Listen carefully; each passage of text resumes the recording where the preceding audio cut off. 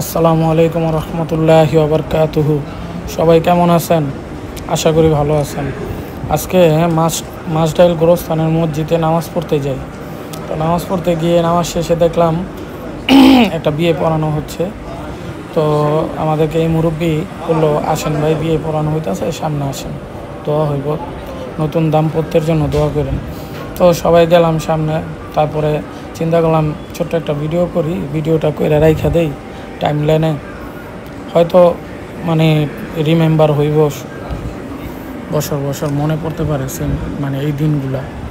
যাই হোক, হুজুর থেকে শুরু করে সবাই মোটামুটি বিয়ের নিয়ে প্রস্তুতি নিতেছে, বিয়ে পড়ানো নিয়ে। তো আমি এই ফাঁকে টুকটাক একটু ফুটেজ নিলাম। তো ফুটেজ নেওয়ার পরে আমরা সবাই বসলাম। তো হুজুর বিয়ের খুতবা পড়াইতেছিল।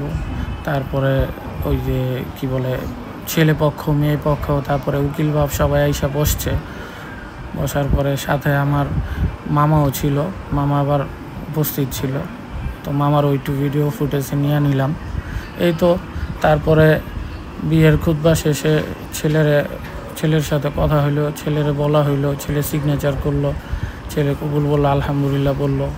বলার পরে তারপরে আমরা সবাই মিলে দেখা গেছে ওই দেখলাম যে হ্যাঁ, এই তো ছেলের উকিল বাপ ধারা আর কি এইগুলা বিয়ে পড়ানো হইতাছে আর কি, হুজুর বলতেছে আর ছেলে কবুল বলবে। তো আমি আবার ঘুরে ঘুরে একটু দেখলাম, এই ফুটেজটাও নিলাম। তারপরে আমরা হুজুরের দোয়া করলো, দোয়ায় সামিল হইলাম সবাই।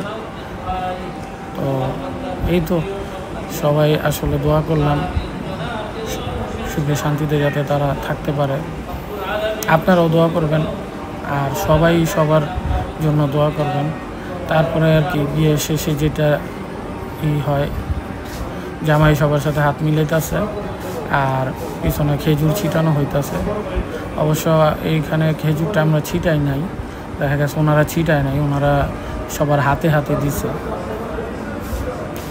তো এই যে জামাই সবার সাথে হাত মিলাইতেছে, খুব হাসি খুশি ছিল।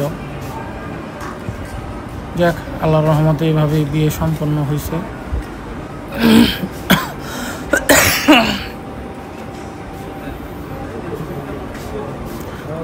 তারপরে আর কি বিয়ে শেষে আমি আমার মায়ের কবর জিয়ারা করলাম। জিয়ারা কইরা বাইরে যে রোদের মধ্যে আর কোথাও না যেয়ে বাসায় ডাইরেক্ট আইসা করলাম। এই তো সবাই ভালো থাকবেন, সুস্থ থাকবেন, সবাই সবার জন্য দোয়া করবেন।